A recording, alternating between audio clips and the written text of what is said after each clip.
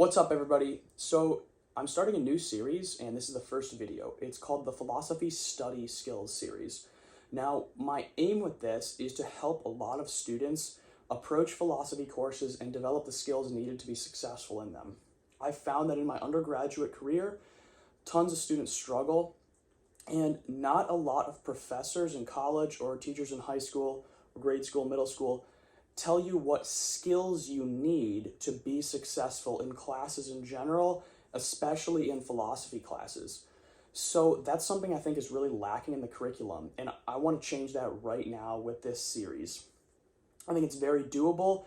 I've spent 4 years at a university getting a degree in economics and a degree in philosophy. I graduated with the perfect GPA, and these skills are tested in the classroom, and I spent a lot of time developing them, thinking about my own method. So I want to get into right away how to approach a philosophy course, and that's going to be the subject of this video.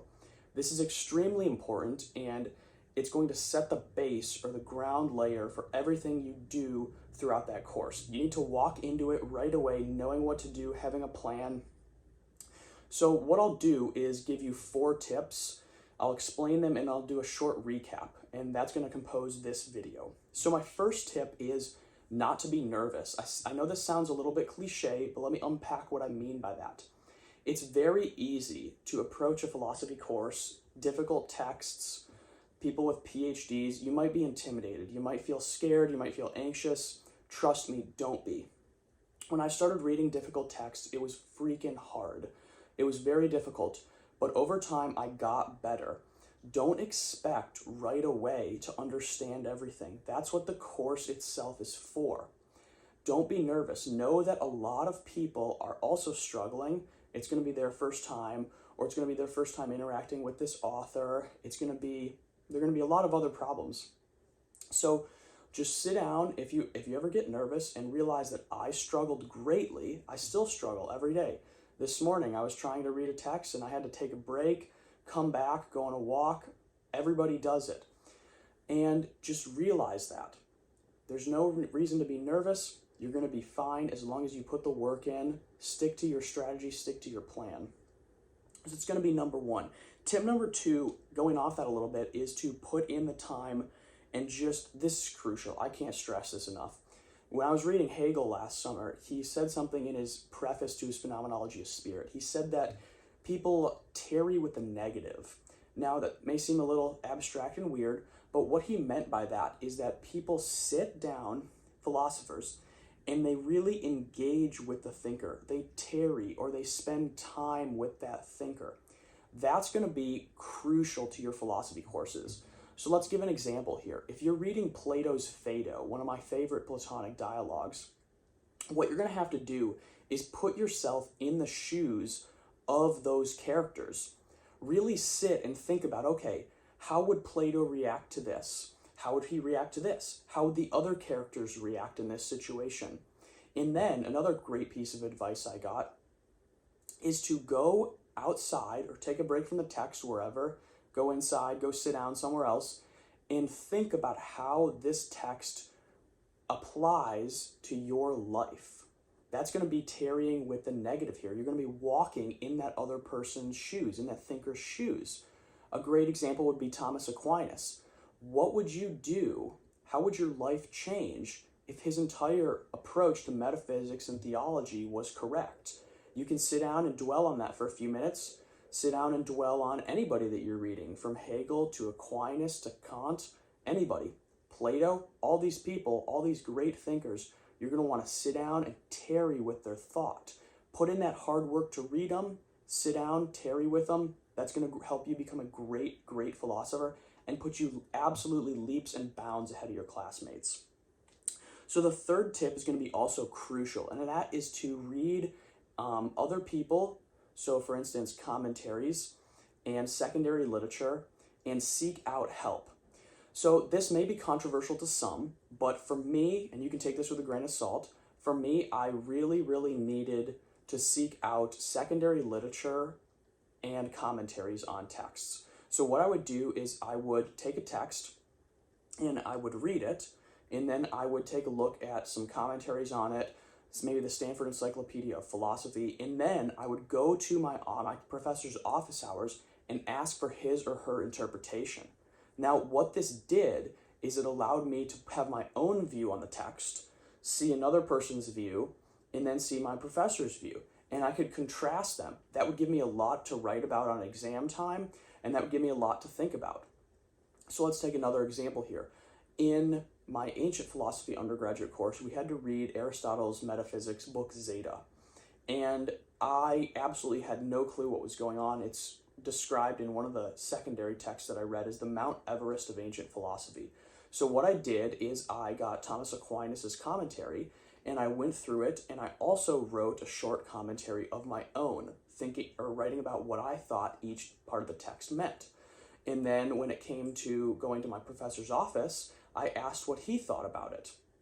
And this was absolutely amazing, served me great on the essays. I actually did, for my essay in that class, my own commentary on chapters 1 and 2 and compared it with both Aquinas and Aristotle. So that's going to be the third tip, is to seek out help, whether it be through secondary sources, commentaries, or professors. The next tip is going to be to have fun. And I know this sounds cliched a little bit, but it's absolutely crucial. Philosophy it's very enjoyable. I mean, for the ancients, and I can talk about this at some other time, for the ancients, it was a way of life. It was a spiritual exercise. For Plato, in his Phaedo, he talks about eternity being pursuit of philosophical wisdom. Aristotle talks about a similar thing as well. So I want you to really strive to enjoy it. Pick a thinker that you like. When you're in your classes, focus on those texts that you really enjoy. Focus on an issue within those texts that you really enjoy. So for instance, I know somebody who, when she was reading Aristotle, she focused on his concept of the soul and applied that to plants and animals and discussed the differences between humans, plants, and animal souls. So that's another great piece of advice, is to just have fun in your classes. Look for things that you enjoy, strive to do them well. So with that in mind, let's recap and we can end this short video. So my first tip was to not be nervous. And I just simply talked about how everybody's going to struggle. I struggle a lot. Philosophy is about struggling. It is, you're going to want to have blood, sweat, and tears on the pages when you're done with them. And I don't mean that too metaphorically. It's hard, but don't be nervous. You can do it.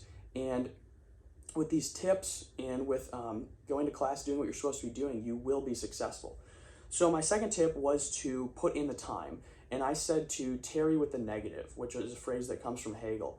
Now with that, I mean spend time with the thinkers. Do the work, do the hard freaking work to understand the text. Go outside, try to step into the thinker's shoes to understand how they would react. Apply their thought to new situations in your life and see what would happen. And then you can really, really start to understand that thinker. This tip's great. You're going to be way ahead of your peers if you do this. Now, the third tip was to seek out help. And I gave 3 references. I said commentaries, Stanford Encyclopedia, and your own professor. So go read the text, make sure you're reading the text first, and then see what all those sources say about the text.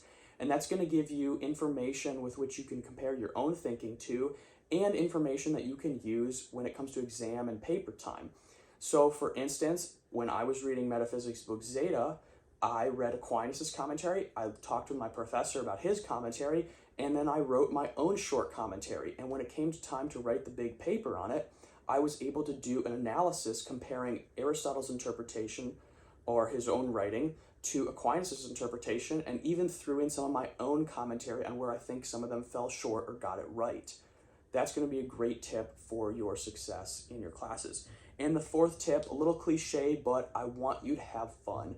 I want you to love philosophy, enjoy doing it, and you can do this by focusing on the thinkers and texts and problems that you really enjoy. For me personally, I like ethics, I like medieval philosophy, and I like aesthetics.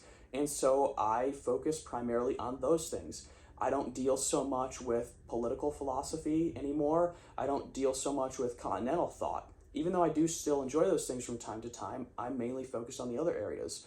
For you, do the same thing. If you have a paper assigned to Nietzsche and you really don't like Nietzsche, well, think about an area within that paper which you do like, and maybe you can compare another thinker or do a contrast or something. It's all about enjoying it and really making it your own. So with those 4 things in mind, I think it's a good time to close. Next episode, I'll tackle another study skill for you all.